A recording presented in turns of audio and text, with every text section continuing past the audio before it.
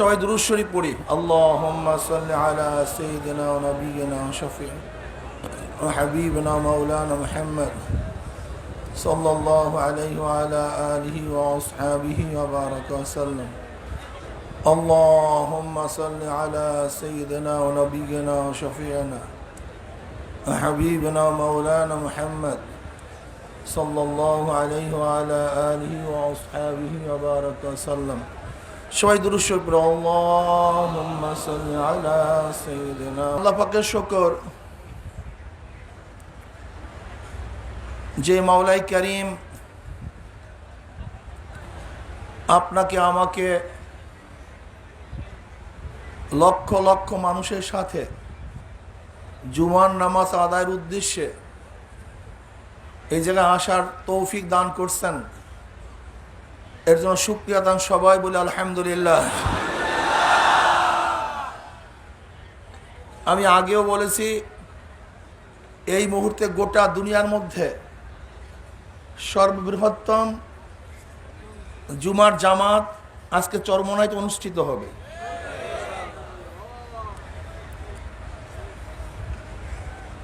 সমস্ত দিনগুলির মধ্যে শুক্রবার দিন সর্বশ্রেষ্ঠ দিন। সবচেয়ে মানুষের মধ্যে দামি হলো মোমেন, সর্বশ্রেষ্ঠ মানুষ হলো মোমেন। এই মোমেনদের কারণেই দুনিয়ার অস্তিত্ব আছে। যদি মোমেন না থাকে তাহলে দুনিয়ার অস্তিত্বই থাকবে না। যেহেতু নবী আলাইহিসসালাতু ওয়াস সালাম ফরমান, লা তাকুমুস সাআহ হাত্তা ইয়াকুলু ফিল আরদি আল্লাহ আল্লাহ। ততক্ষণ পর্যন্ত কিয়ামত হবে না যতক্ষণ পর্যন্ত গোটা দুনিয়ার মধ্যে আল্লাহ আল্লাহ বলার মতো লোক একজন থাকবে। গোটা দুনিয়ার মধ্যে একজন ব্যক্তিও যতদিন পর্যন্ত আল্লাহকে আল্লাহ বলিয়া ডাক দেওয়ার মতো থাকবে ততদিন পর্যন্ত কিয়ামত হবে না। যখন আর আল্লাহকে আল্লাহ বলিয়া ডাক দেওয়ার মতো কেউ থাকবে না, তখন আর দুনিয়াও থাকবে না। সমস্ত দুনিয়া কিয়ামত হয়ে যাবে, ধ্বংস হয়ে যাবে। তাহলে আসমানের কোনো খুঁটি নাই। আসমানের কি নাই? আল্লাহুল্লাযী রাফা'আস সামাওয়াতি বিগাইরি আমাদিন তারাউনাহা। ওই আল্লাহ যিনি আসমানকে উঁচা করছে, বিগাইরি আমাদিন, খুঁটি ব্যতীত। যা তোমরা দেখছো আজকে এই তাবু উঠাবার জন্য, শামিয়ানা উঠাবার জন্য কত বাঁশের প্রয়োজন, কত লোকের প্রয়োজন। আজকে একটা ছাদ দেওয়ার জন্য কত কিনা প্রয়োজন। অথচ আল্লাহ পাক রব্বুল আলামিন এত বড় আসমানকে উঁচা করছেন।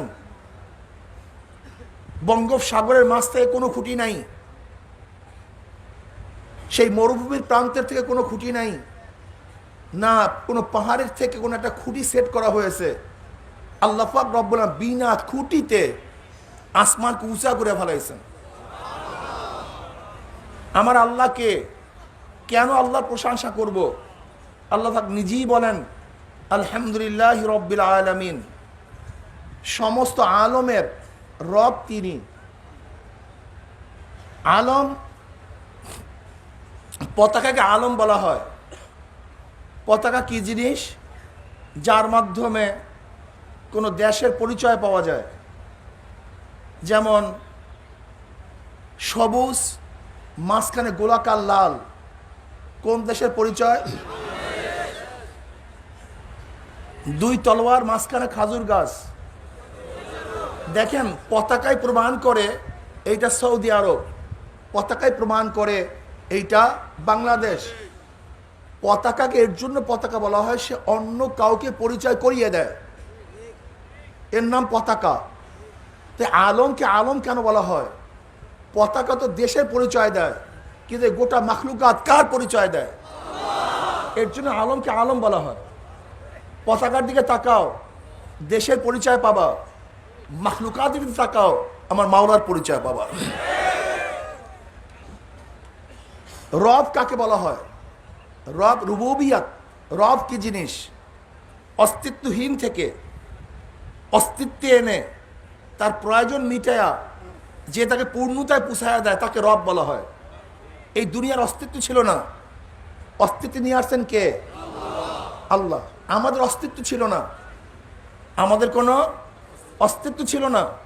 হাল আতা আলাল ইনসানি হিনুম মিনাদ দাহরি লাম ইয়াকুন শাইয়্যাম মাসকুরা ইন্না খলাকনাল ইনসানা মিন নুতফাতিন আমশাজিন নাবতালিহি ফাজআলনাহু সামিয়্যাম বাসীরা। আমরা ছিলাম এক কাতরা গান্দা নাপাক, যার মধ্যে চোখের কোনো অস্তিত্ব ছিল না, কানের কোনো অস্তিত্ব ছিল না, হাতের কোনো অস্তিত্ব ছিল না, না সেখানে চেহারার কোনো আকৃতি ছিল, না সেখানে পাও ছিল, না হাড় ছিল, না লাঞ্চ ছিল, না কিডনি ছিল, কোনো অস্তিত্বই ছিল না। সেই অস্তিত্বহীন থেকে অস্তিত্ব নিয়ে আসছেন কে? আল্লাহ। মায়ের গর্ভের মধ্যে আমার যা প্রয়োজন ছিল, মায়ের নাভির সাথে আমার নারের সম্পর্ক, আমাকে মাওলা পাক রব্বুল আলামিন মায়ের গর্ভে রক্ত খাওয়ায়া আস্তে আস্তে বড় করছেন, যেখানে গোটা দুনিয়ার কেউ খাদ্য পৌঁছাতে পারত না, যেখানে গোটা দুনিয়ায় কেউ দেখতে পারত না, সেই মায়ের গর্ভে অস্তিত্বহীন থেকে অস্তিত্ব আমাকে কে নিয়ে আসছেন? আমার আল্লাহ। যেখানে চক্ষু ছিল না, চক্ষু দান করছেন, কান ছিল না, কান দান করছেন, হাড় ছিল না, হাড় দান করছেন, লাঞ্চ ছিল না, লাঞ্চ দান করছেন। আমার মাওলা কেমন রব, কেমন রব! 10 টাকার সাজের থেকে 10 টাকার নোট বের হয়, 100 টাকার সাজের থেকে 100 টাকার নোট বের হয়, 500 টাকার সাজের থেকে 500 টাকার নোট বের হয়। আর আমার মাওলা পাক রব্বুল আলামিন আমার মায়ের সাজের মধ্য থেকে, একই মায়ের গর্ভের থেকে 17 জন, 20 জন, 25 জন সন্তান বের করছেন, কিন্তু একজনের চেহারার সাথে আরেকজনের চেহারার পূর্ণ মিল নাই, একজনের গলার সাথে মিল নাই, একজনের চরিত্রের সাথে মিল নাই, আচরণের সাথে মিল নাই, না তাদের কোনো চোখের সাথে মিল, না দাঁতের সাথে মিল, না হাতের সাথে মিল। এ কেমন রব? আপনি রবকে চিনছেন? রব কেমন দেখেন। আজকে আমার মার গর্ভের থেকে আমরা বের হয়ে আসছি, অথচ অরিজিন এক, অরিজিন এক, কিন্তু চেহারা ভিন্ন। অরিজিন এক, চোখের দৃষ্টি ভিন্ন। অরিজিন এক, গলার আওয়াজ ভিন্ন। অরিজিন এক, দেখা যায় দাঁত, সমস্ত দাঁতগুলো আলাদা আলাদা। অরিজিন এক, কিন্তু বৃদ্ধাঙ্গুলের যে সাপ আছে, এই সিকি পরিমাণ সাপ, এই সিকি পরিমাণের সাপ আলাদা। শুধু কি তাই? দুনিয়াতে যত মানুষ চলে গেছে, যত মানুষ বর্তমানে আছে, যত মানুষ দুনিয়াতে আসবে, এই চেহারার মধ্যে ওই আর্কিটেক্ট কে? কোন সে আর্কিটেক্ট? যত মানুষ চলে গেছে, যত মানুষ আছে, যত মানুষ আসবে, শুধু চেহারার মধ্যে গোটা দুনিয়ার কারোর সাথে কারোর কোনো মিল নেই, সব আলাদা। এতটুকু জায়গার মধ্যে এত সুন্দরভাবে ডিজাইন কে করছেন? শুধু কি তাই? যত চক্ষু চলে গেছে, যত চক্ষু আছে, যত চক্ষু আসবে, একজনের চোখের সাথে আরেকজনের চোখের মিল নেই। শুধু কি তাই? আমি গেলাম দাঁতের ডাক্তারের কাছে, ডাক্তার সাহেবকে বলতেছি, হুজুর আপনি কি দাঁতের মধ্যে আল্লাহ পাক কি কুদরাত রাখছে জানেন? আমি বললাম তা তো আমি জানি না। তাহলে হুজুর, যখন সৈনিকরা যুদ্ধের ময়দানে যায় তখন তাদের দাঁতকে পরীক্ষা করা হয়। তাহলে কেন? এর কারণটা হলো যুদ্ধের ময়দান হতে পারে তার চেহারা বিকৃত হয়ে গেছে, অস্তিত্ব নাই, কিন্তু তখন লাশ কিভাবে চিনবে? লাশ চেনার কায়দা হলো দাঁত। যখন দাঁত পরীক্ষা করা হয়, গোটা দুনিয়ার যত দাঁত চলে গেছে, যত দাঁত বর্তমানে অবস্থান করতেছে, গোটা দুনিয়াতে যত দাঁত আসবে, একজনের দাঁতের সাথে আরেকজনের দাঁতের কোনো মিল নেই। চিন্তাই করা যায় না, চিন্তা করা যায় না। আল্লাহকে, রবকে, রুবুবিয়াত কি চিন্তাই করা যায় না। শুধু কি তাই?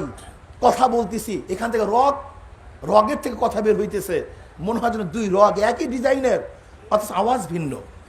যে রগের থেকে আওয়াজ বের হয়, এ কেমন এক সত্তা, এমন কেমন রব যে গলার মধ্য থেকে এমন সুন্দর তার ফিট করছে যে তারের মাধ্যমে আওয়াজ ভিন্ন হয়ে গেছে।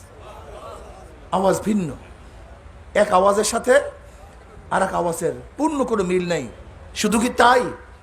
গোটা দুনিয়ার মধ্যে যত আঙ্গুল চলে গেছে, যত আঙ্গুল বর্তমানে আছে, যত আঙ্গুল গোটা দুনিয়ার মধ্যে আসবে, এই বৃদ্ধাঙ্গুলির মতো সিকি পরিমাণ জায়গা আমাকে দেখান গোটা দুনিয়ার মধ্যে এমন কোন আর্কিটেক্ট আছে, ডিজাইনার আছে, এতটুকু জায়গার মধ্যে কি পরিমাণে রেখা দিতে পারবে আমাকে বলেন তো।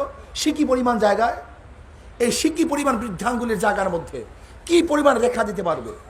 অথচ যত মানুষ চলে গেছে বৃদ্ধাঙ্গুলি নিয়ে, যত মানুষ অবস্থান করতেছে বৃদ্ধাঙ্গুলি নিয়ে, যত মানুষ দুনিয়াতে আসবে, একজন আর এই সিকি পরিমাণ আঙ্গুলের সাপের সাথে আরেকজনের আঙ্গুলের সাপের পূর্ণ মিল নেই। আল্লাহ পাক নিজে অফি আনফুসিকুম আফালা তুবসিরুন, আমি তো তোর মধ্যেই আছি, তুই কেন দেখোস না? তুই দেখোস না কেন? ঘটনা কি? তুই কোথায় খোঁজ করো আমাকে? আমি তোর মধ্যেই আছি। দেখেন আমার মাওলা পাক রব্বুল আলামিন তোমাকে আমাকে কিভাবে সৃষ্টি করেছেন যা চিন্তাও করা যায় না। আমার মাওলা এমনি প্রশংসা চায় না।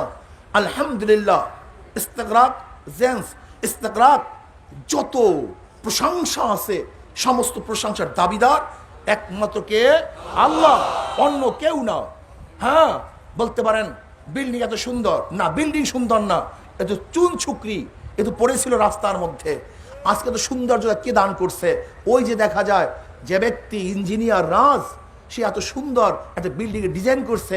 এখন প্রশ্ন হলো এই ইঞ্জিনিয়ারের মধ্যে, এই রাজের মধ্যে এত সুন্দর মেধা কে দান করছে? অন্য কেউ না, সেই মেধা দান করছে আমার মাওলা। তিনি হলো প্রশংসার দাবিদার, অন্য কেউ প্রশংসার দাবিদার নয়। আলহামদুলিল্লাহ রাব্বিল আলামিন, আলহামদুলিল্লাহ, সমস্ত প্রশংসা মালিককে আল্লাহ। কে সে?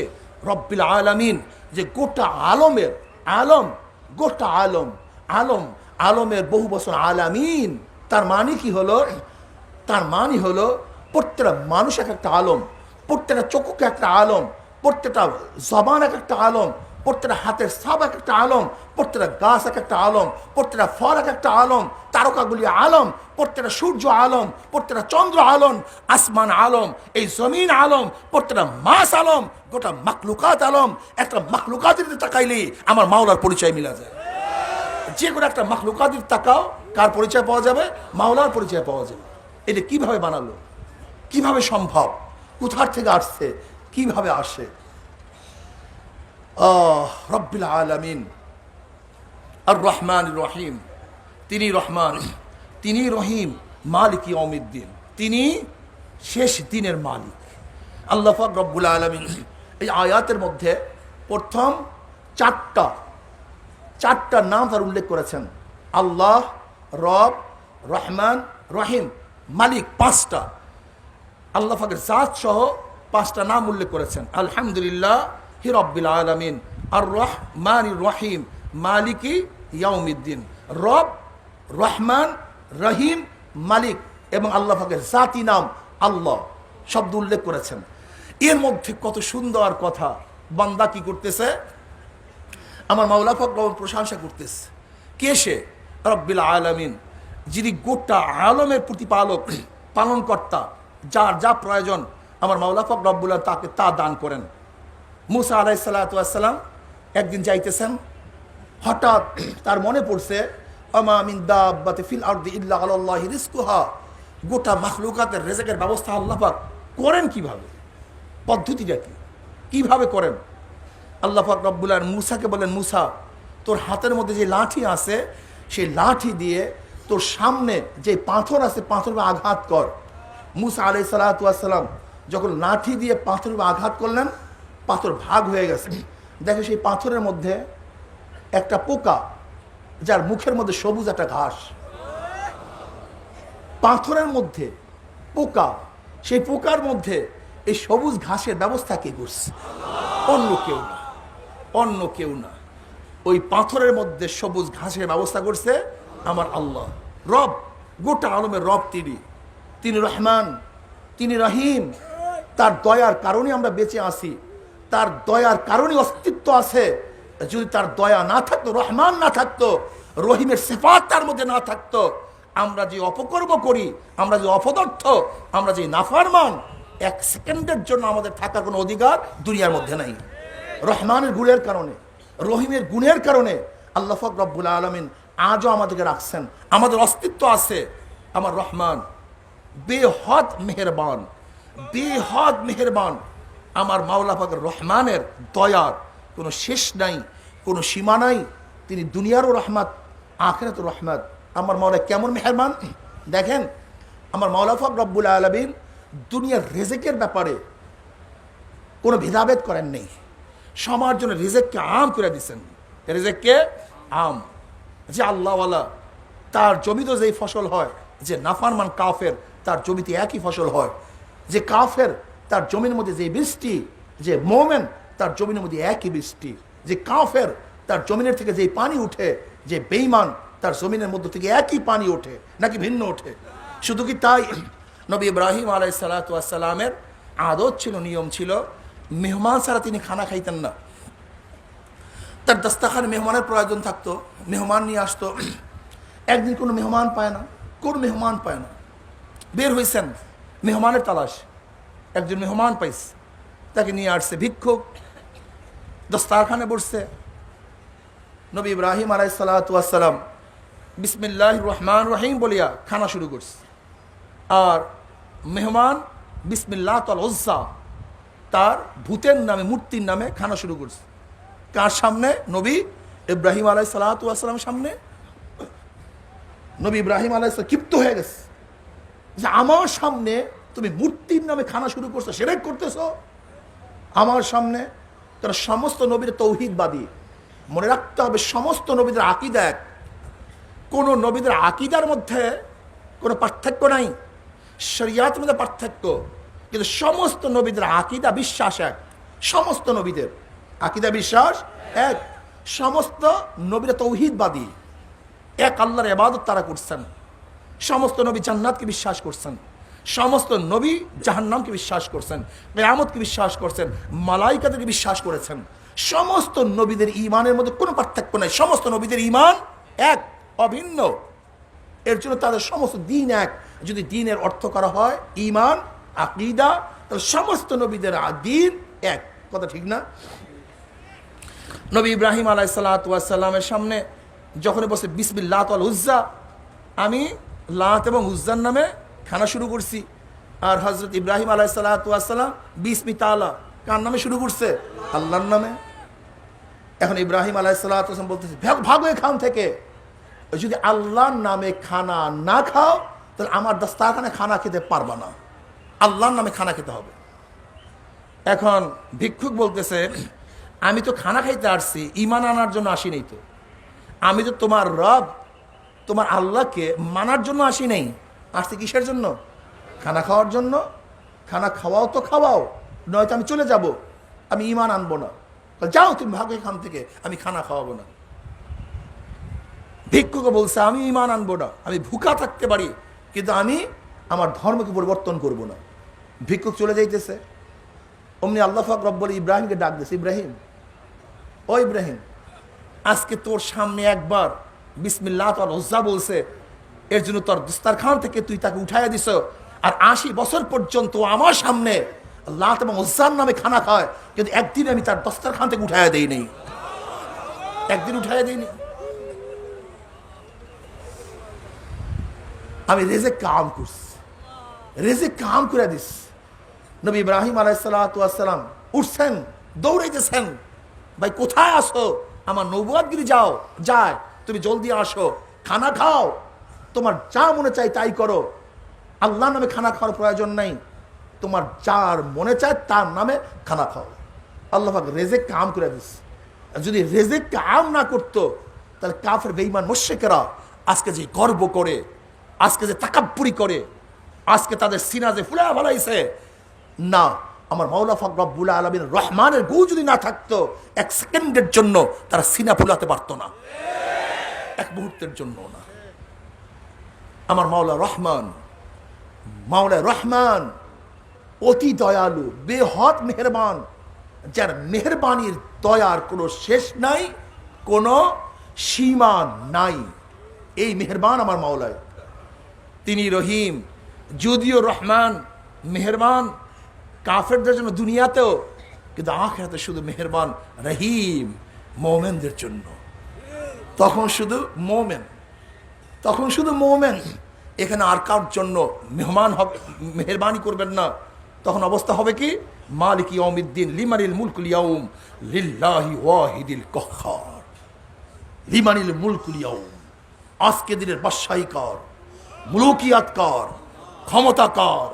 আইনা ফেরাউন, আইনা সাদ্দার, আইনা হামান? কোথায় বাদশারা, কোথায় কারুন, কোথায় জালেমরা? আজকে আমার কাছে। বুখারীর মধ্যে রওয়ায়াত আসছে, আল্লাহ পাক রব্বুল আলামিন যখন লিমানিল মুলকুল ইয়াউম লিল্লাহি ওয়াহিদুল কাহ্হার, তার কাহ্হারিয়াতের সিফাতের মধ্যে চলে আসবেন, কাহ্হারিয়াতের গুণের মধ্যে চলে আসবেন, অবস্থাটা কি হবে? সমস্ত মানুষ ভরকায়া যাবে, সমস্ত মানুষ, এমনকি নবীরা পর্যন্ত হুঁশ থাকবে না। বুখারীর মধ্যে দীর্ঘ এক রওয়ায়াত আছে, অনেক লম্বা এক রওয়ায়াত আছে। নবী আলাইহিস সালাতু কি ফরমান? সমস্ত মানুষ উঠবে কিয়ামতের ময়দানে, তারা বলবে চলো আমরা হযরত নূহ আলাইহিস সালাতু ওয়াস সালামকে যাব। কেন? সে আউয়ালুর রাসূল, প্রথম রসুল। আমরা তার কাছে বলবো যে আল্লাহর কাছে যেন সুপারিশ করে বিচার শুরু করার জন্য। বিচার কি হবে দেখার দরকার নেই, বিচার কি হবে এর প্রয়োজন নাই, আগে বিচার শুরু করুক, বিচার শুরু করুক। আল্লাহর কাছে আমরা ফরিয়াদ করার জন্য নবী নূহ আলাইহিস সালাতু ওয়াস সালামে যাব। দেখেন কিয়ামতের ভয়াবহ অবস্থাটা কি, কি হবে না না হবে তা পরের কথা, আগে বিচার হয়ে যাক। সমস্ত উম্মত যাবে, যাবে নবী নূহ আলাইহিস সালাতু ওয়াস সালামের কাছে, গিয়া বলবে নবী নূহ আমাদের জন্য সুপারিশ করেন যেন আল্লাহ পাক কি শুরু করে? জান্নাত জাহান্নাম পড়ে, জান্নাত জাহান্নাম সব পড়ে, আগে বিচার শুরু হয়ে যাক। আমাদের ভয়াবহ অবস্থা সহ্য করার মতো না, বিচার করতে যেন আল্লাহ পাক রব্বুল আলামিন শুরু করেন, সুপারিশ করেন। সমস্ত উম্মত নবী নূহ আলাইহিস সালাতু ওয়াস সালামের যাবে। নবী নূহ আলাইহিস সালাতু ওয়াস সালাম বলবে লিমানিল মুলকুল ইয়াউম লিল্লাহি ওয়াহিদুল কাহ্হার। আল্লাহ পাক গজবের মধ্যে চলে আসছেন, কাহ্হারিয়াতের মধ্যে চলে আসছেন। আজকে আল্লাহর সামনে সুপারিশ করার ক্ষমতা আমি রাখি না। আমার কাছে কেন আসছো? তোমরা যাও জাতির পিতা নবী ইব্রাহিমের কাছে যাও। সবাই আসবে নবী ইব্রাহিম আলাইহিস সালাতু ওয়াস সালামের কাছে। নবী ইব্রাহিম আলাইহিস সালাতু ওয়াস সালাম বলবেন আজকে আল্লাহর সামনে সুপারিশ করার ক্ষমতা আমি রাখি না। তোমরা যাও হযরত মূসা যিনি কালিমুল্লাহ, যে আল্লাহর সাথে কথা বলছেন, তার কাছে চলে যাও, সে আল্লাহর কাছে সুপারিশ করবে। সমস্ত মানুষ নবী মূসা আলাইহিস সালাতু ওয়াস সালাম যাবে যে আপনি আল্লাহর সাথে কথা বলছেন, আপনি আজকে আল্লাহর সাথে সুপারিশ করেন যদি আল্লাহ পাক বিচার কার্য শুরু করেন। তাহলে আজকের দিনে আল্লাহ পাকের সামনে সুপারিশ করার ক্ষমতা আমি রাখি না। তোমরা যাও রুহুল্লাহ, যে আল্লাহর রূহ, নবী ঈসার কাছে। সবাই যাবে নবী ঈসার কাছে। তাহলে আজকের দিনে আল্লাহর সামনে সুপারিশ করার ক্ষমতা আমি রাখি না। তোমরা চলে যাও আমাদের বাবা আদমের কাছে। সবাই যাবে বাবা আদমের কাছে, বলবে আমার কাছে আসছো কেন, কিসের জন্য আমার কাছে আসছো? তোমরা যাও, আজকে আমি আল্লাহর সামনে সুপারিশ করার ক্ষমতা রাখি না। আখির নবী সরদার দু আলম সাইয়্যিদুল আম্বিয়া মুহাম্মদ আরবির কাছে চলে যাও। সমস্ত উম্মত নবী আলাইহিস সালাতু ওয়াস সালামের কাছে যাবে।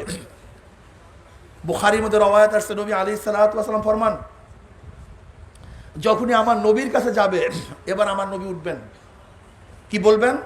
এবার জায়গা মতো আস। আজকে দিনের আল্লাহর সামনে সুপারিশ করার ক্ষমতা আল্লাহ পাক কাউকে দেয় নাই।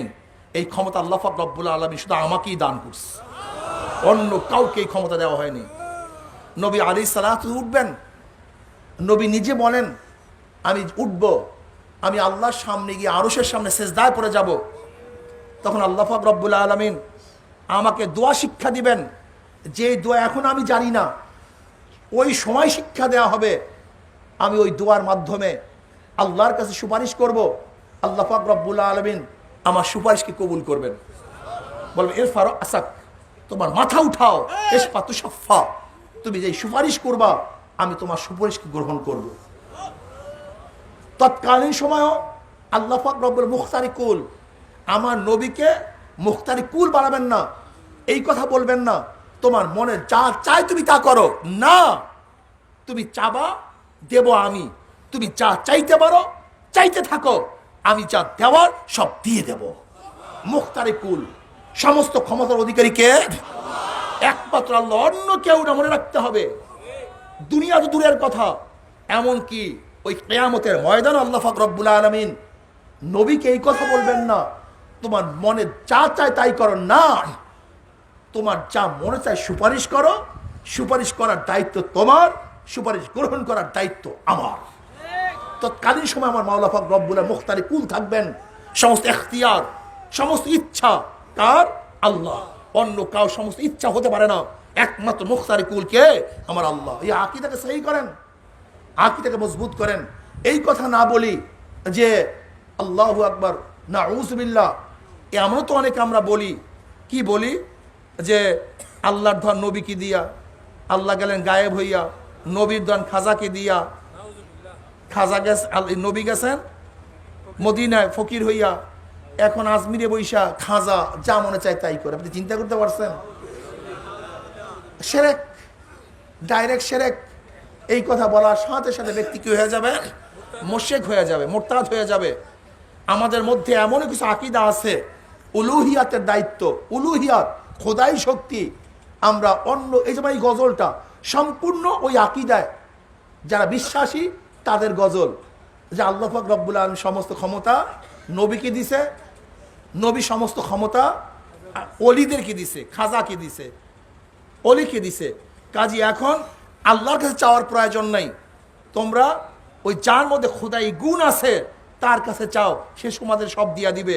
এই আকীদা কাদের থেকে হইছে? মুশরিকদের থেকে। যেরকম মুশরিকরা খালেক মানে, সৃষ্টিকর্তা মানে, কিন্তু সমস্ত ক্ষমতার অধিকারী তারা মানে না।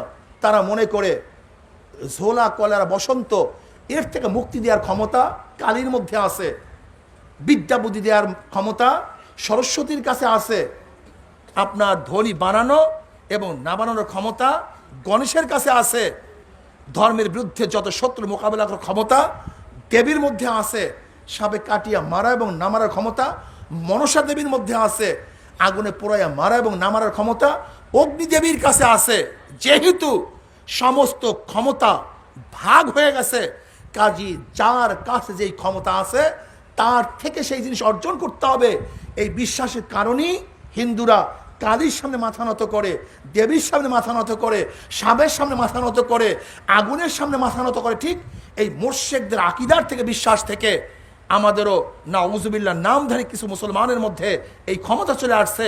আল্লাহ পাক রব্বুল আলামিন অমুকের মধ্যে এই ক্ষমতা দিয়া দিছে, কাজী তুমি যদি তাকে সন্তুষ্টি উঠতে পারো, তাকে সন্তুষ্টি উঠতে পারো, তাহলে তুমি ধনী হয়ে যাবা, তোমার বাচ্চা হয়ে যাবে, তুমি অসুস্থ থাকবে না, সুস্থ হয়ে যাবা, তোমার পদোন্নতি হয়ে যাবে, তোমার হেদায়েত পেয়ে যাবা, তুমি জাহান্নাম থেকে নাজাত পেয়ে যাবা, জান্নাতে চলে যাবা।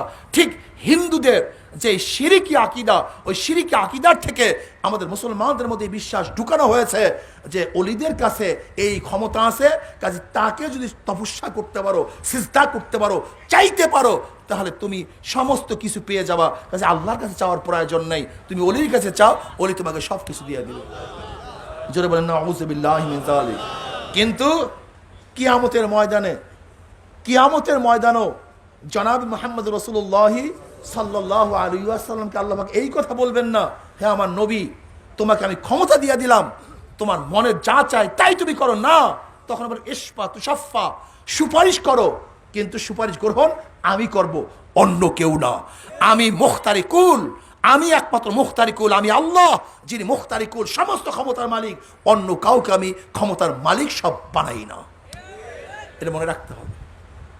মালিক ইয়াউমিদ্দিন, কিয়ামতের ময়দানের মালিক কে? আল্লাহ। আহা, ইয়াকা না'বুদু, মজার কথা। এবার আসছেন, এতক্ষণ ইসমে জাহের যা হুকুমের দিক থেকে জমিরে গায়েবের হুকুম রাখে, জমিরে গায়েবের মানজিলের মধ্যে আস, বুঝেন নাই? যেমন জাইদুন জরাবা, এখানে জায়দ স্পষ্ট, লেকিন সে গায়েবের হুকুমের মধ্যে আছে না, অনুপস্থিত হুকুমের মধ্যে আছে না। যেমন ধরেন আলহামদুলিল্লাহ, সমস্ত প্রশংসা কার? ওই আল্লাহ কি উপস্থিত না অনুপস্থিত? অনুপস্থিত। আলহামদুলিল্লাহ রব্বিল আলামিন, সমস্ত আলমের রব কে? আল্লাহ। কে উপস্থিত না অনুপস্থিত? অনুপস্থিত। আর রহমান রহিম, আল্লাহকে রহমান এবং রাহিম। সে উপস্থিত না অনুপস্থিত?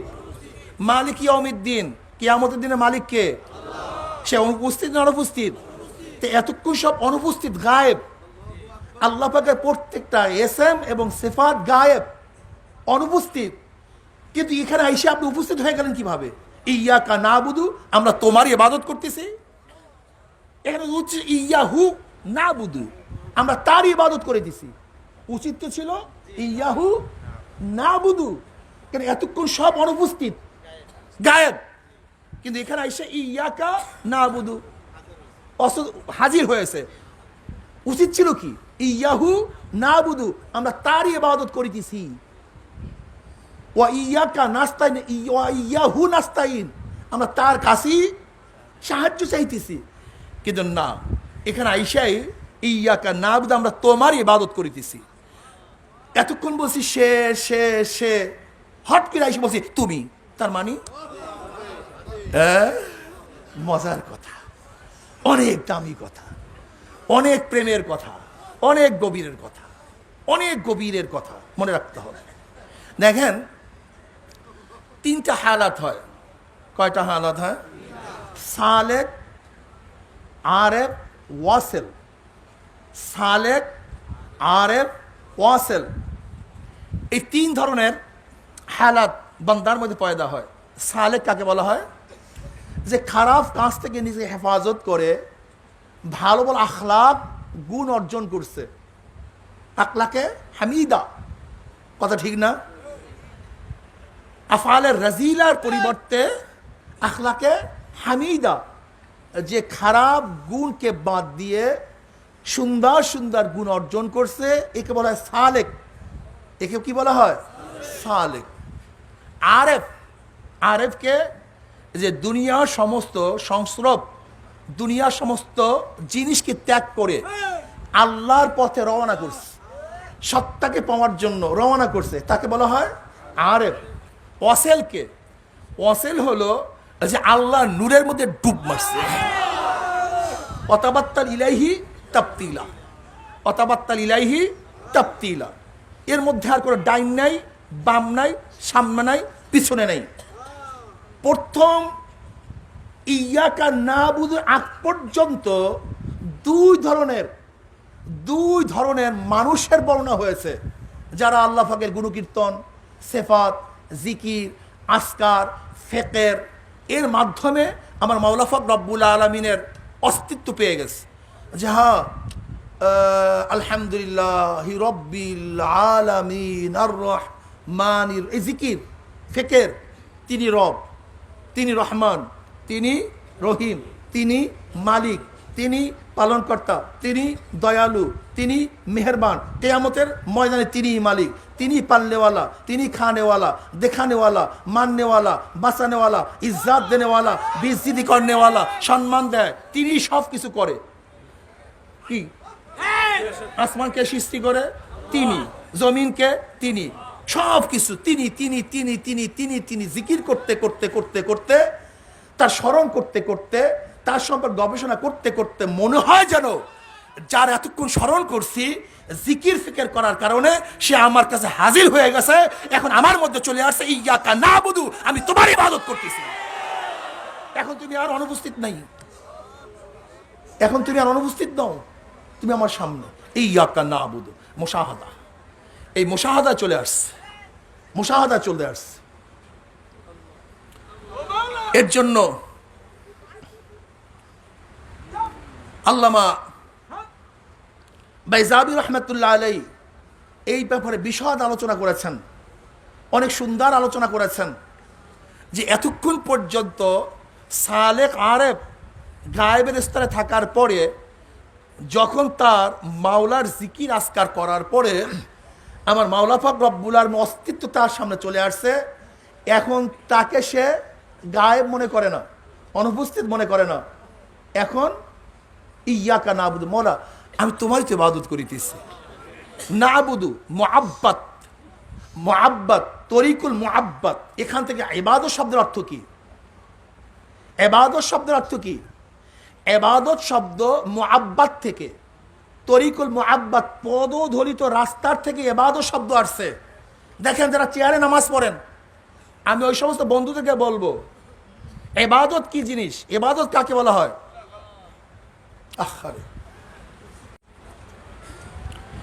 ইবাদত বলা হয় যেরকম মানে পদদলিত রাস্তাকে তরিকুল মুআব্বাদ বলা হয়। পদদলিত যার মধ্যে মানুষ কি হাঁটে, পাও দিয়া চলে, তাকে বলা হয় তরিকুল মুআব্বাদ। এই মুআব্বাদ থেকে ইবাদত, ইবাদত অর্থ আকসাল গায়াল, নিজেকে শেষ পর্যন্ত খুজু এবং হাকির, অর্থাৎ একজন বান্দা নিজেকে শেষ পর্যন্ত হাকির, নিজেকে একেবারে নিচু মনে করে যে তাকে বলা হয় আবেদ।